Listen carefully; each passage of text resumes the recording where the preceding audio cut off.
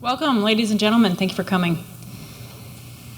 On behalf of the Marines Memorial Association and the World Affairs Council of Northern California, I would like to welcome you to tonight's program. We are pleased and honored to have with us David Finkel, Washington Post journalist, to speak on his latest book, Thank You for Your Service. David Finkel is a Pulitzer Prize-winning author of the book, The Good Soldier, a best-selling account of the U.S. surge during the Iraq War, and a New York Times Best Book of the Year.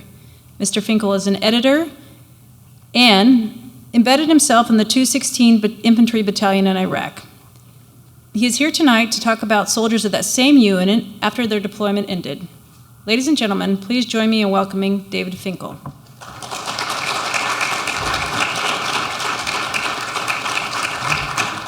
Lots of thanks tonight, but thanks especially to you all for coming.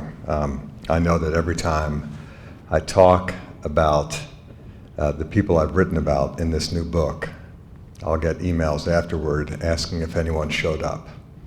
And these people are so grateful that anyone is paying attention. So my thanks to you. And as your reward, I want to start by telling a quick story that's not in the book. I'm a journalist. I've been working on this story for almost 7 years now. And I want to tell you about the day that I realized I was pretty much done with my reporting on this subject. If you read the book, you're gonna meet a guy named Adam Schumann, terrific soldier. At some point had to go into a mental health treatment program. Actually, it's just up the street from here in Yountville. And when he graduated the program, he and his wife Saskia decided to drive back to Kansas where they live. And being a journalist, I figured I'd go along with them for the drive in case anything happened. So I come out here, Adam goes through his graduation. The plan he and Saskia have is to leave at sundown and just drive straight through. And that's what they did. They're in the front seat, I'm in the back seat. They take off. They stop once in a while for waters, for gasoline, but they just keep going. And as a journalist, you're really not supposed to fall asleep because something might happen. But somewhere in Utah around 2 in the morning, I dozed off. And to give you a sense of what a nice guy that Adam Schumann is, he understood I was asleep. He had to go to the bathroom. And he was concerned that if he pulled over, it would wake me up. So he did the old Iraq trick of, as he drove, he peed into an empty water bottle. The reason I know this, unfortunately, was, I don't know, maybe an hour later. It was still dark out, but I know as I woke up, I was a little thirsty, reached around in the dark for my bottle of water, found it, took the cap off, took a big swig. And soon after that, I thought, I am so done with reporting this book. It's a true story, and it's really a charming story, and it's not in the book. In fact, nothing of my own experiences are in this book, or either of the books. What is in this book are stories. Well, look, this is not a high altitude, big policy book about what happens to people when they come home from war. It's a ground level account of soldiers, some soldiers who are in war, wives of soldiers who have been in war, family members, children, and widows, their stories. What had happened is in 2007, when the Iraq War seemed to have reached, by many accounts, its tragic moment. And George W. Bush announced this new thing called the surge. There was an Army Infantry Battalion out of Fort Riley, Kansas, that went into the surge. About 800 guys, all guys, because it was infantry, in the unit, and away they went to win the war, filled with a young man's sense of invincibility. I think that's fair to say. They were mostly 18, 19, 20-year-old guys, first deployment, and into the war they went to win the thing. And when they came home 15 months later, not so invincible anymore because of losing their first guy and their second guy and their third guy, and the roadside bombs where they were kept going off and they couldn't get them all, and they began losing arms and legs and the rest of it. When they came home at the end of it, they were, of course, changed by the experience. In many cases, degraded by the experience. In some cases, enlarged, but they had a tough run. And they came home. I wrote a book called The Good Soldiers, and I figured that was the end of it. But after it came out, some of them started getting in touch with me to say that they weren't doing so hot. They weren't sleeping well. They were having bad dreams. I mean, all the stuff you know about, right? Anxiousness, depression.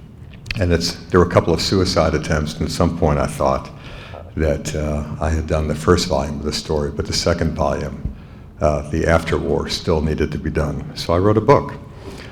And it's this new book called Thank You for Your Service. It's a piece of journalism. Everything in there is true, but that said, it's an emotional book. And you know, what's the intent? I guess there's a guy, a great author, who wrote a blurb for the cover of the book, saying if you read this book, it'll piss you off and break your heart. And you know, maybe that's my intention.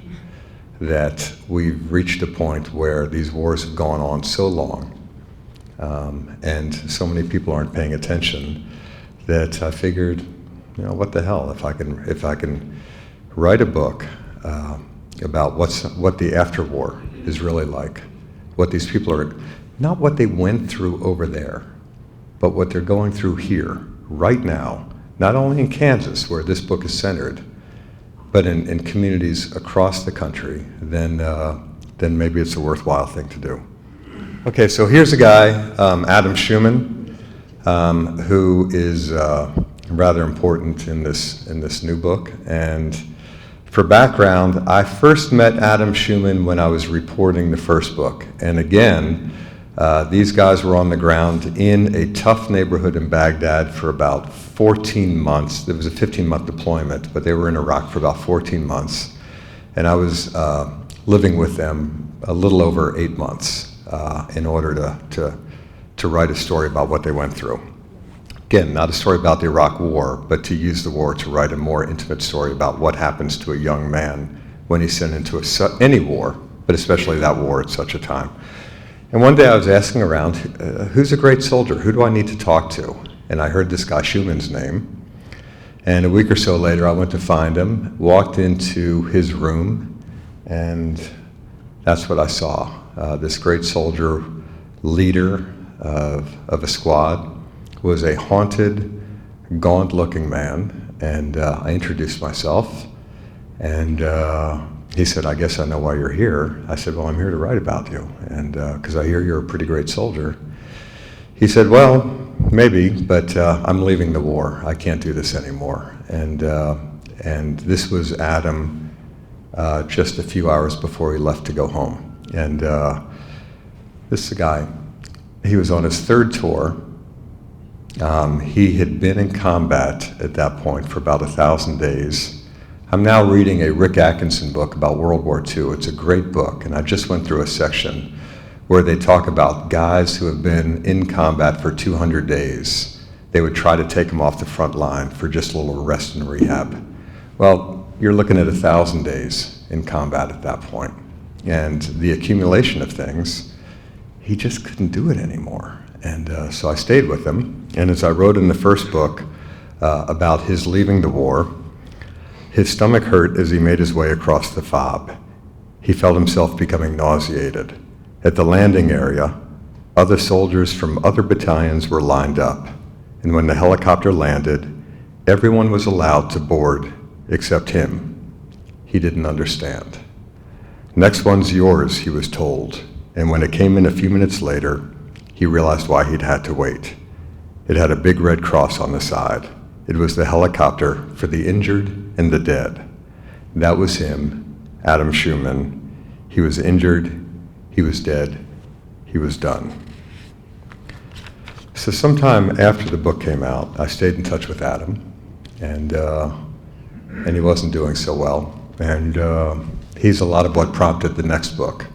And so, what I want to do here basically is just read parts of the book to you, because the effort here is, I'm not going to teach you anything new. We all know that war hurts people who are in war. It changes them. Sometimes it makes them better, sometimes it makes them worse.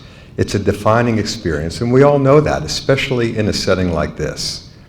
But this is the current version of an old story, and I care about these people, and I've spent, as I said, 6 years with them, documenting them and writing about them. So if there's a way their stories can penetrate even an audience that knows everything like this audience does, then that's not the worst thing in the world. So I'm going to spend a few minutes telling you some stories about them. This is Adam's wife, Saskia.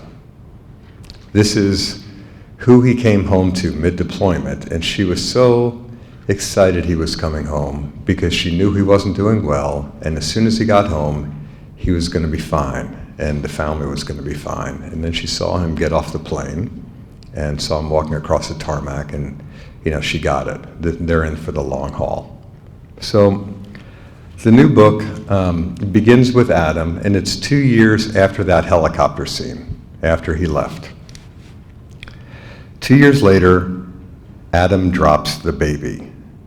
The baby, who is 4 days old, is his son, and there is a moment as he is falling that this house he has come home to seems like the most peaceful place in the world.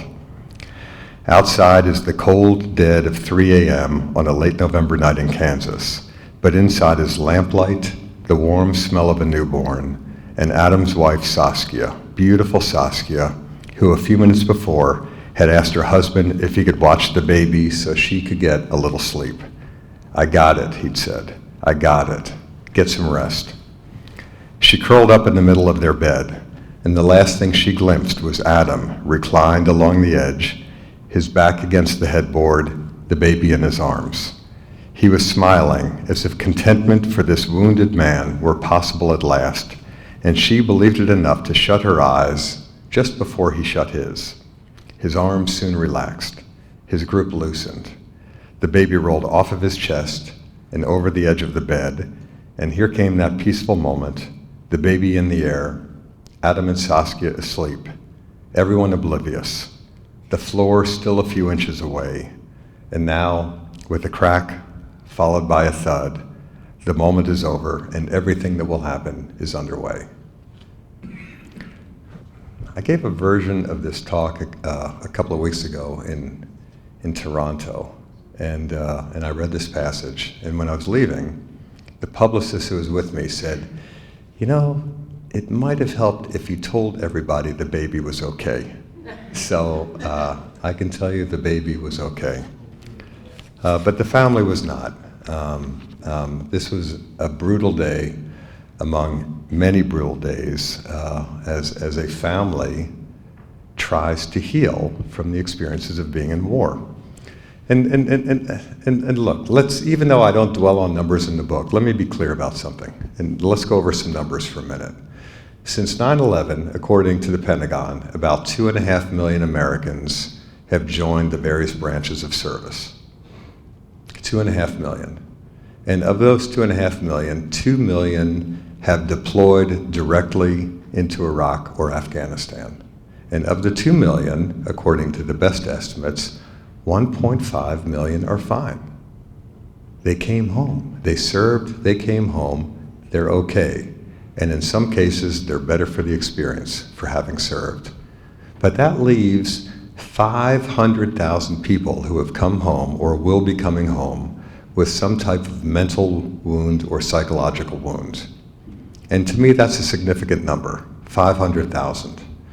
And it's multiplied, of course, because they're not over there anymore. They're here reinserting themselves into families, and so it involves wives and parents and children.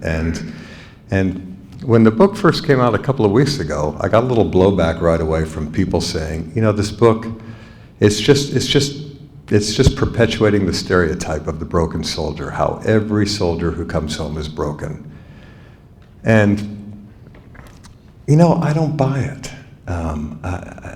I hate to push back too hard against that, but the fact is 500,000 have or will be coming home with some type of psychological wound of varying degrees.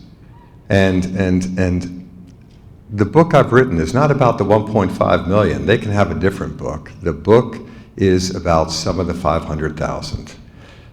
If we're going to be honest here, we know that these wars haven't exactly captured the attention of the American population overall. It's not that people don't care about these wars, but they're not directly affected. They don't have somebody in the hunt. What's the estimates? Like 1 out of every 100 American families has somebody serving in these wars, which means you knock on 100 doors, 99 doors, people say, well, yeah, I care. No, I don't have anybody involved. So there's been a distancing effect. It's a volunteer army, it's a professional army, and so people aren't intimately involved with these wars, those countries over there. But now it's here. And so how, as a journalist, as an author, how do you get people to care? Well, I don't know if I can, but to me, after a decade of numbers, of policy books, of hearing that, well, the one I just gave you, 500,000 people have come back with some type of wound. 12 years of war. DOD spent $1 billion last year on mental health treatment. By the way, that's double what it spent in 2007. 12 years of war, casualty figures. They're all astonishing numbers, but at some point, they get a little abstract, they get a little blurry.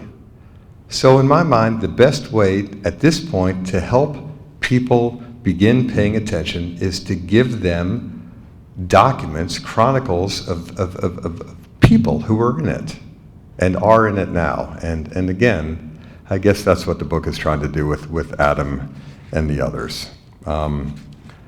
As I said, the book is a work of journalism. For the first book, I lived with these folks for 8 months on the ground. For this book, I probably spent a couple of years embedded with them as they tried to recover from the wars. And let me tell you about a few more of them. So here's a guy named Michael Emory.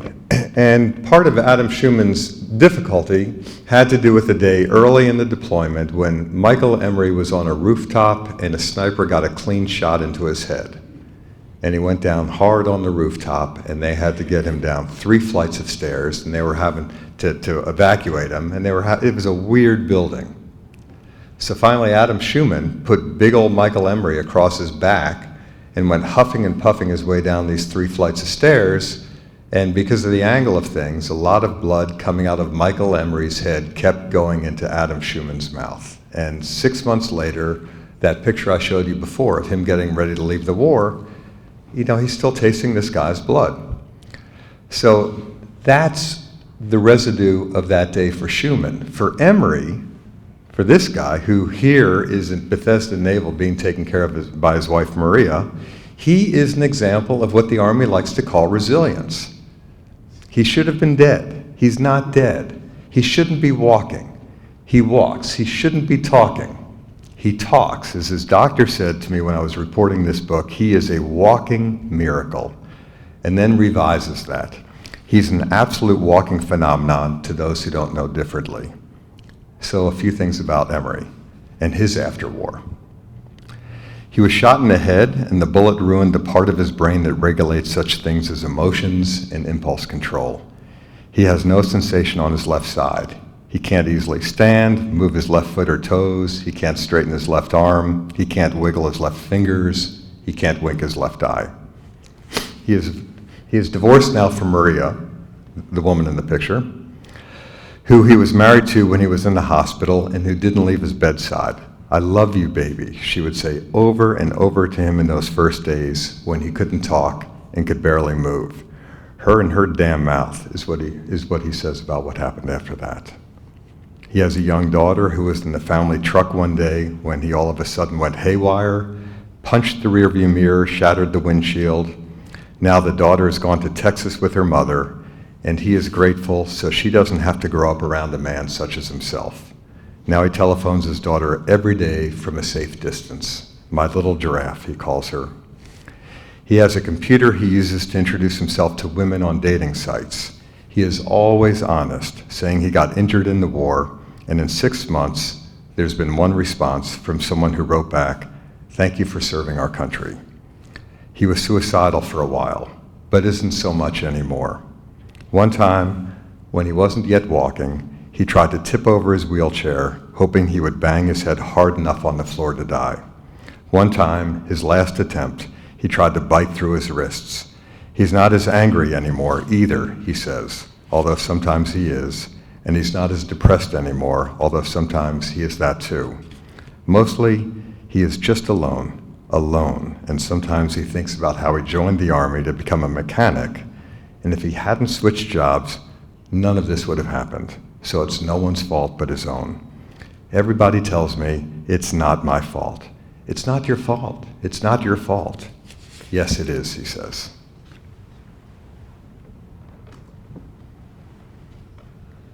Well, there's a widow in the book named Amanda Doster, who for a time drove everywhere with the box containing her husband's cremated remains in the passenger seat next to her, who 3 years later is beating herself up because she still hasn't gotten over it, even though her friends are saying, enough already, get over it. But what's happening to her is she's driving around her little Kansas town, and she pulls up at a stoplight, and she looks at the truck next to her, which is a pest control, pest control truck. And there's her husband driving the truck, and she gets it. He left the war. He didn't tell anyone. He came home. He's laying low. He's trying to save some money. He's working for this pest control company, and eventually, when he gets enough money, he's going to come ring the door and say he's home. Okay, so there's a guy in the book named Tesolo Ayeti, and I'd like to think that if I were a soldier in war on a day like the day I'm about to describe, I would act like Tesolo Ayeti did. He was in a Humvee one day that was blown sky high by a roadside bomb. And a couple of years later, he spent 7 weeks in the PTSD program where he was called a hero. By the way, everybody believed that except himself. He was called a hero and asked to write about what he had done in the war, which he did.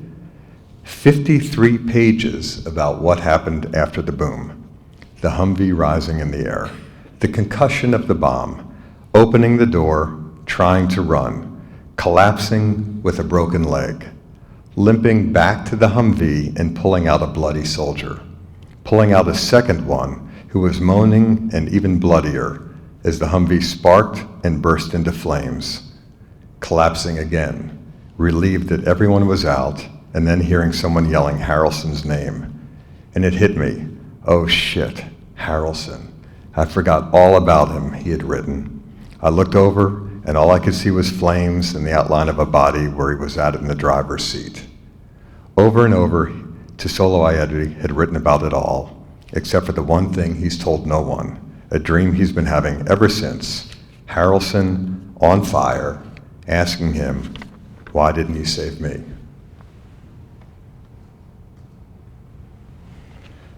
Read the book and you'll meet Christy Robinson, whose husband came home from Iraq and lasted 5 years and finally took his own life. And right after that, she was trying to make sense of what had happened. So as I describe in the book, she went up to the casket and held his hand for a while. She used her fingers to brush his hair. She took a seat in the first pew, and while her daughter Summer crawled around her legs, she thought about who her husband had been before he died, before he kneeled in his own blood, before he sent her so many texts that began with the word please, before he thought about punching her nose and watching it bleed, before he needed those towels folded a certain way, before he saw a pink mist, before he held a skull together, before he went to war. She thought all the way back to the beginning, when she was at that church dinner, so bored, and he took the seat across from her. What do you do? She asked. Paperwork, he said. That's all it took. One routine question, one silly answer, and right then she felt herself tipping over the edge and falling in love, just like that. no way to explain it. It just happened. And that was her lesson learned, a reminder that she had married a wonderful man. Oh, I'm running a little long here, so let me shorten this. In the book is a guy named P Corelli who ran the Iraq War for a while, came home, was promoted to Vice Chief of Staff of the U.S. Army, and was given the task of taking on mental health issues and the rising suicide rate, and to that end began convening a meeting in the Pentagon once a month, 20 people around the table, video link-ups around the world, and for 2 hours they would go from link to link where a commanding officer, usually a general, would try to explain a suicide that had happened under his watch. 5 minutes to explain what happened and lessons learned. And one of the most amazing things about these meetings is in 2 hours, they never had time to catch up with what was happening.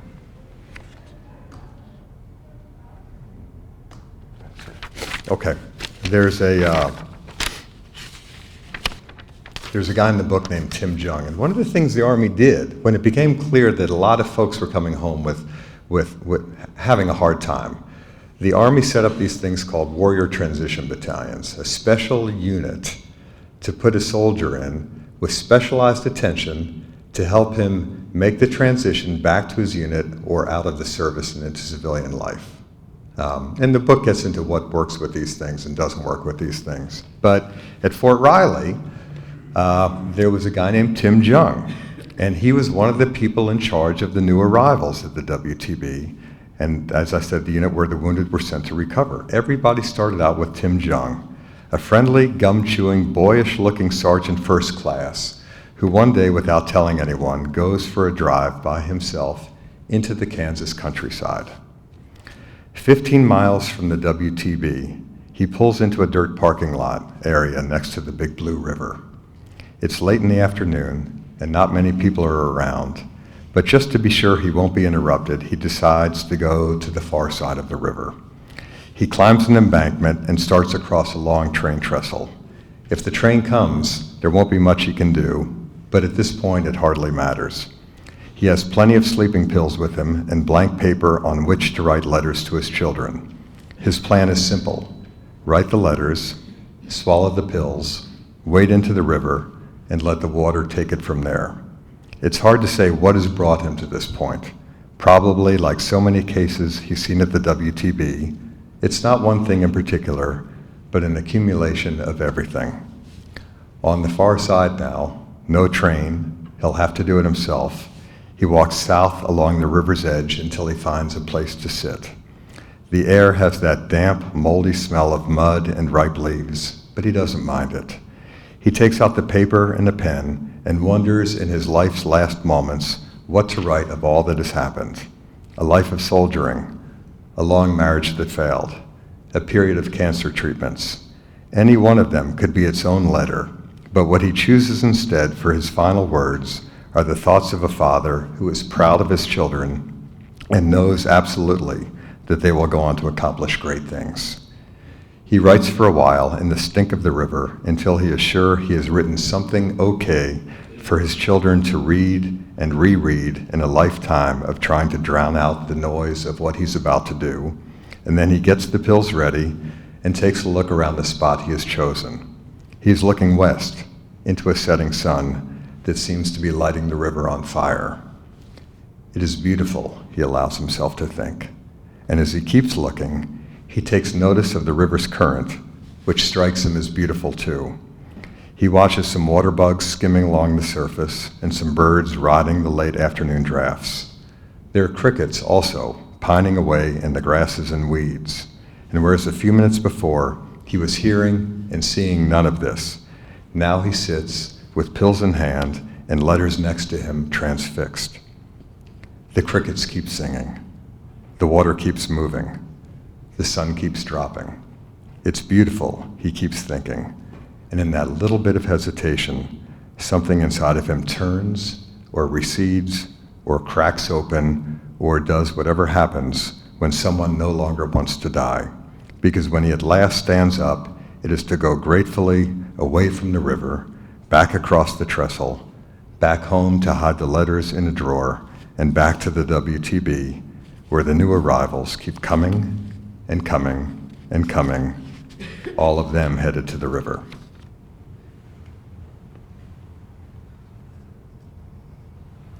So who are these guys? Who are these 500,000 that keep heading to the river?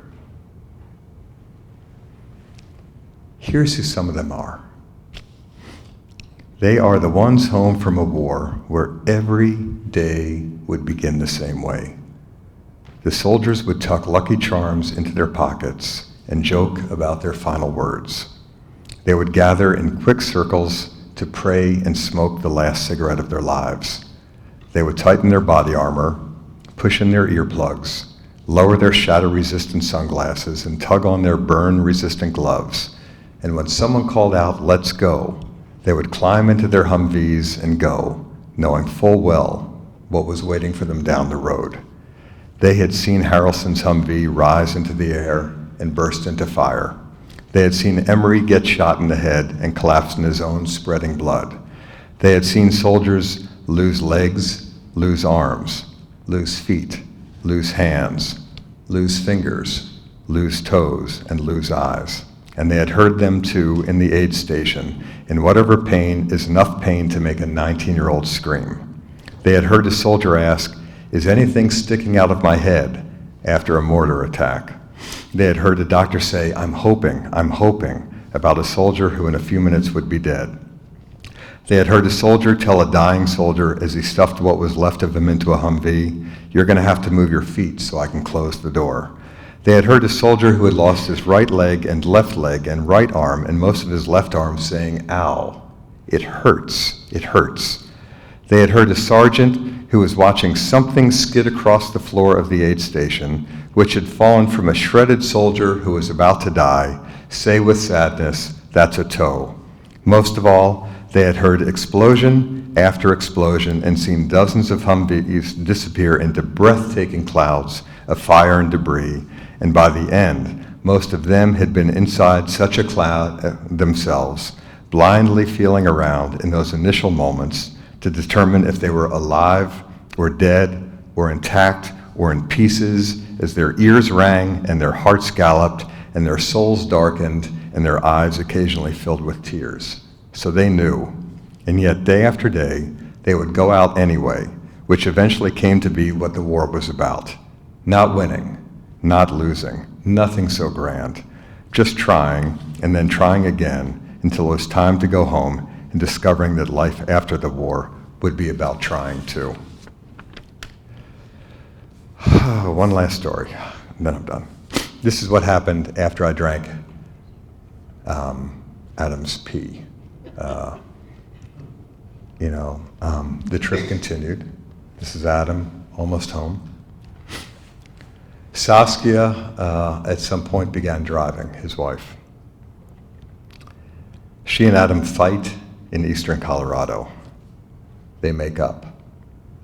They fight again in western Kansas. They make up again. A car in front of them won't get out of the way. Saskia gets close. It won't move. She gets closer. It still won't move. She honks her horn. It still won't move. She is so close, she can read the bumper sticker. "Pray for our troops," it says.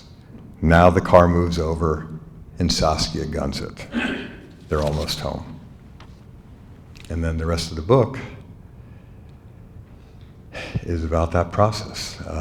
Coming home, what a homecoming is, and what happens next. Believe it or not, there's plenty left in the book I haven't talked about. These are good people, and they're great people, and they're angry, and they're wounded, and they're irritated, and they hurt, and they're funny, and they're charming, and they're sweet, and they're just what? They're just the people among us now. They went to war. They didn't create this policy, and we can think whatever we want about the policies of this war, whether it was good or bad, whether it was worthwhile or not. But that's not what they're thinking about. They went. They fought. This was a good battalion. They did well. They were changed by it. They were in some cases degraded by it, and now a lot of them are home, and these are the stories of them trying to get better. So that's what I got. Thank you so much.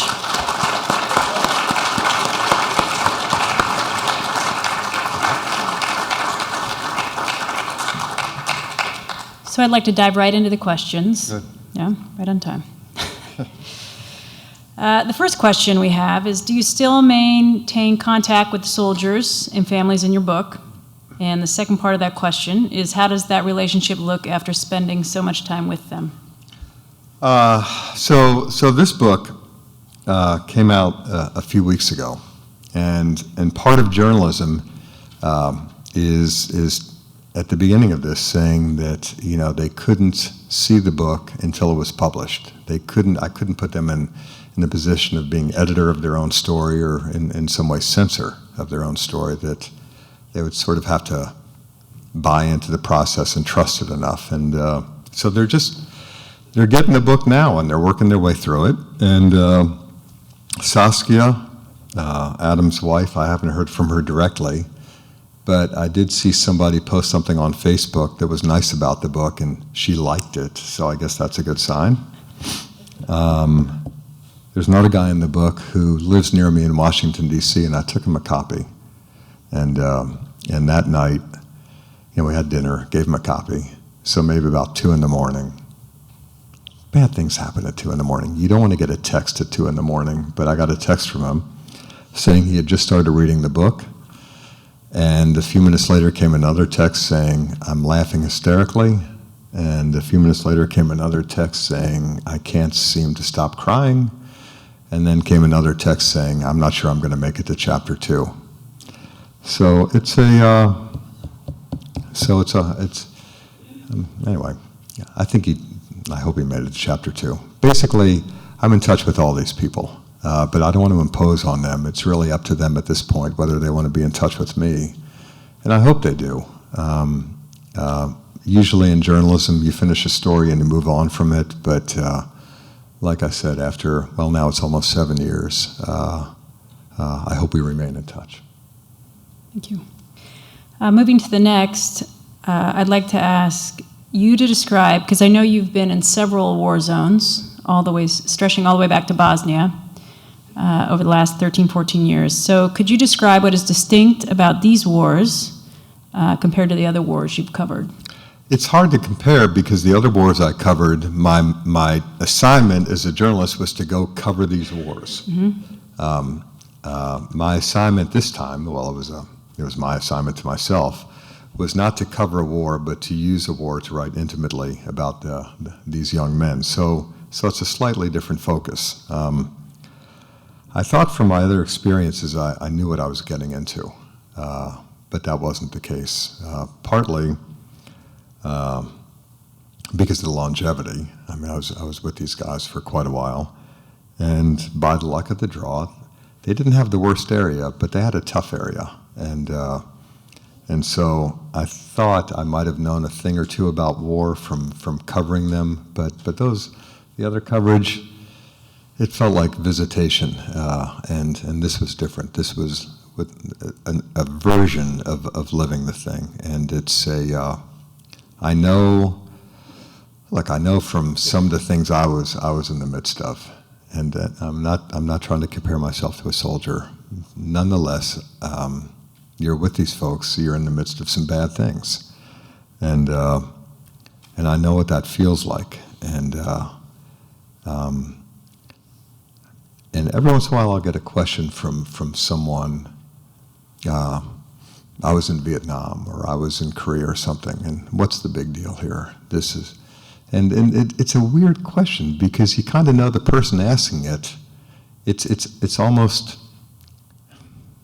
if you're in it and you experience something so profound that it shakes you down to your bones, it doesn't matter what your war is called, how many people fought in it, how many people died in it or lived in it, in that one moment, any soldier who's been in it, or Marine, or warrior, or whatever you want to say, if you know somebody else has been in it, the best ones just treat someone else who's been in it with the deepest courtesy and respect imaginable. Thank you. And we have a lot of great questions here, and they're very unique, so I just want to take you out to the 5,000-foot view. Okay. Considering your work with service members, do you have an opinion, David, on a draft or an all-volunteer force? So one of the things, I'm not crazy about my work, but and I don't tend to look at my work once I'm done with it. But I am proud of these books as pieces of journalism and acts of understanding. I think they're good representations in the first book of what soldiers go through, and in the second book, what families are going through. And I think one of the things that makes them strong books is that I'm not present in those books.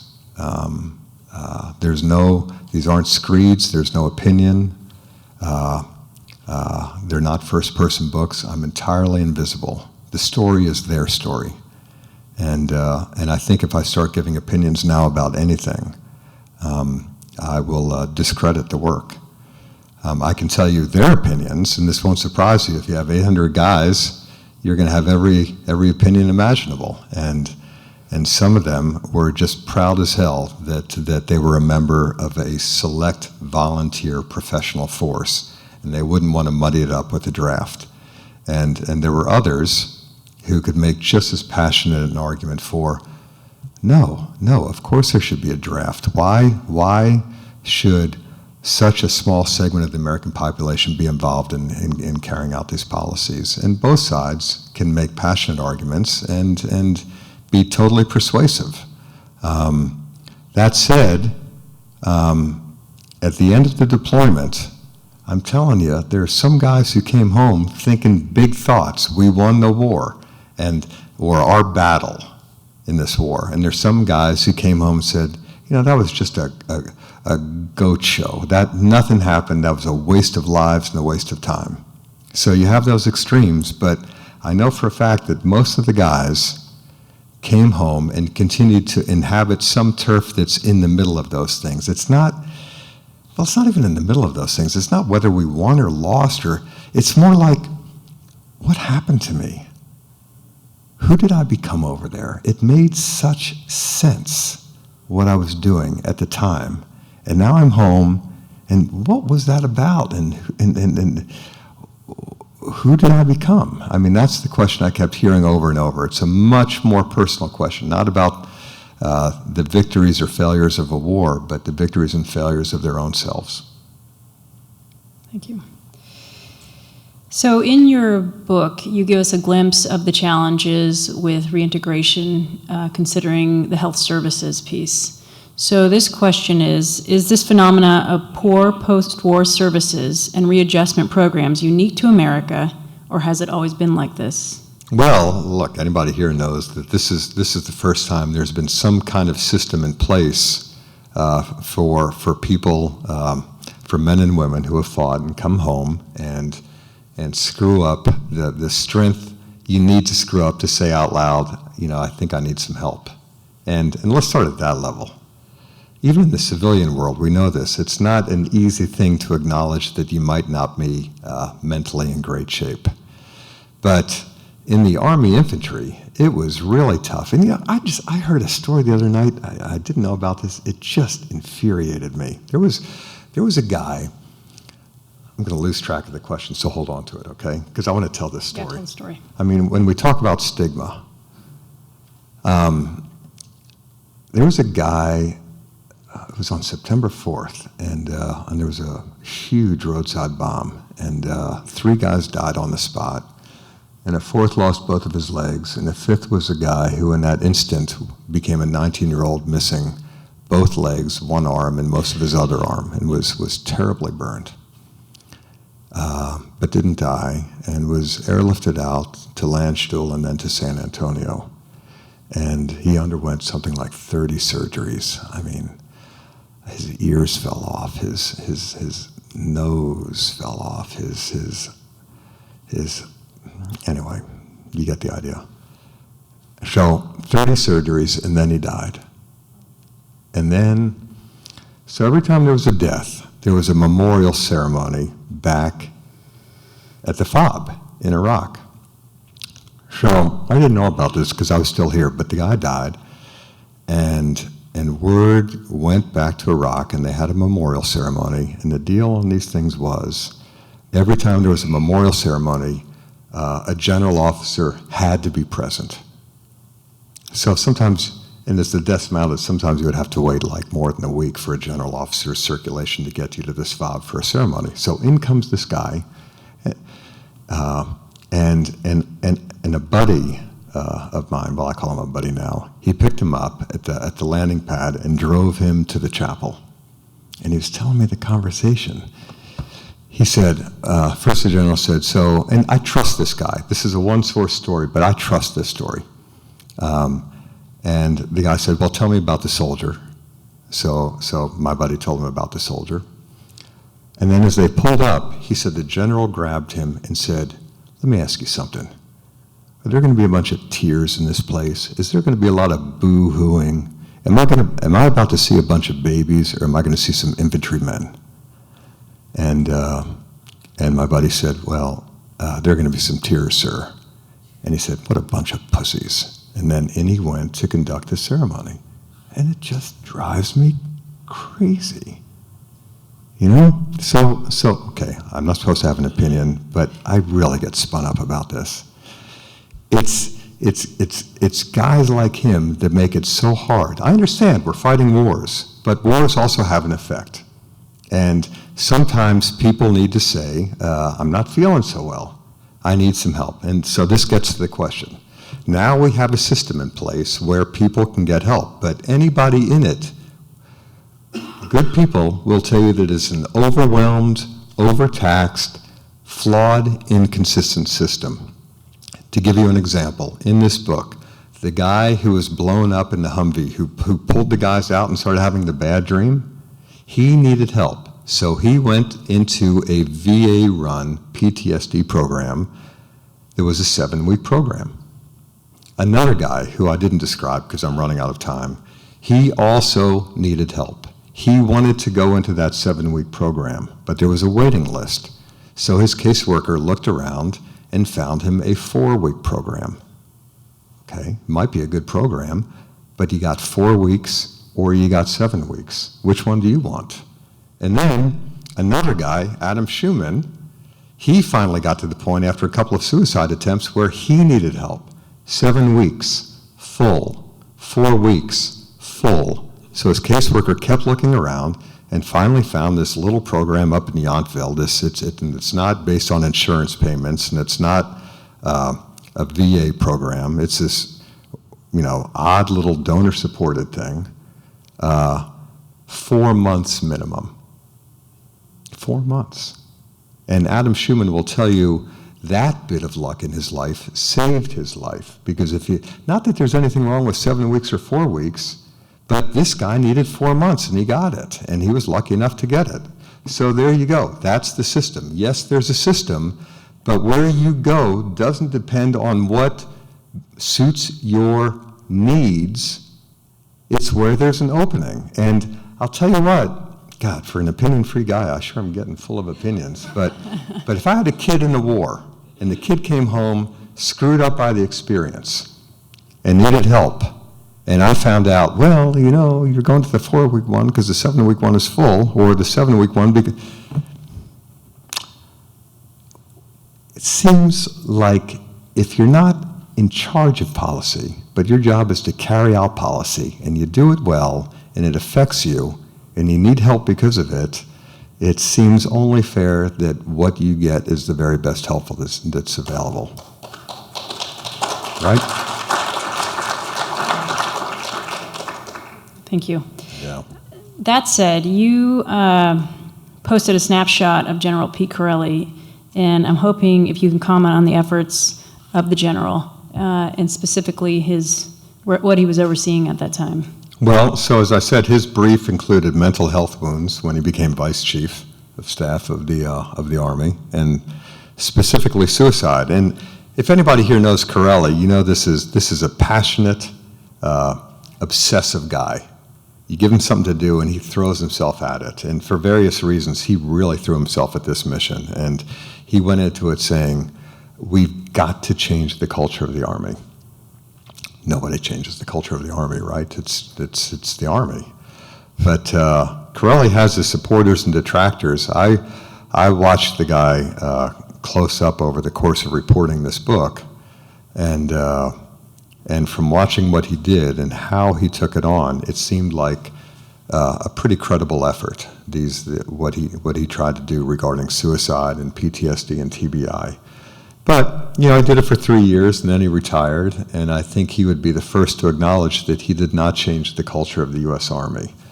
That his best hope is that his efforts may have affected a few people underneath him, and then they affect a few people underneath them, and eventually it works its way down to the ground level where people like Adam Schumann and Tesolo Ayeti live. Thank you. And lastly, the last question we have for you, are the veterans in your book benefiting from the book or a potential movie? Benefiting? Well, certainly national consciousness-wise, they're benefiting. Oh, you mean financially? No, they're not. It gets a little complicated, and that's an interesting journalistic discussion because here I am getting paid to write a book about what these people are going through, and I get some money for it, and they don't, and so that leads to interpretations, accusations of what a vulture I am for using them to make some money. I know that argument.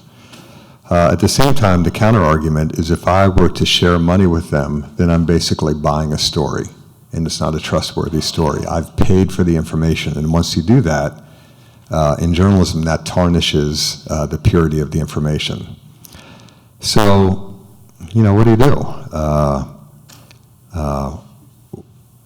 What I do is I take money and contribute it to some charities I really like that do work with that help families of wounded soldiers and also help in treatment programs. But there's not a clean answer. As far as a movie, yeah. I mean, what I'm allowed to say by contract is I've read in the trades that there might be a movie about this book someday, and I have no idea if it'll ever happen. I hope it does, and because again, I think stories matter. I think these stories matter. I think your reading these stories matters. But even if this book does well, it's going to, maybe sell 100,000, 200,000 copies, if it gets there. You make a movie about this, and it's a good movie, then this story that I'm so passionate about actually does reach a lot of people. And then I'm not naive enough to think that these stories are going to change American policy, but I am hopeful enough to think that the more people who find about the authentic experience of what the afterwar is like, they don't assume, but they know, that's got to be better for everybody. And the book will reach a certain number of people, but a movie, that would do the deal. I have to ask one final question. Yes. What can we do? What can we do to help? I think you've done something. You served. I think I've done something which involves spending all these years trying to write this story. I think people who say thank you for your service, they're doing something. It's a bit of a ubiquitous phrase by now, but it still has meaning. And I can't be an advocate. I can't tell you what you should be doing. Except I think if you read this book, God, this will sound promotional. I don't mean it this way. If you read this book and you care about these people as I care about them, when you're done reading this book, you're going to figure out something to do. Thank you. So that concludes our program for the evening, and on behalf of the Marines Memorial and the World Affairs Council, I ask you to join me in thanking David Finkel for his excellent discussion.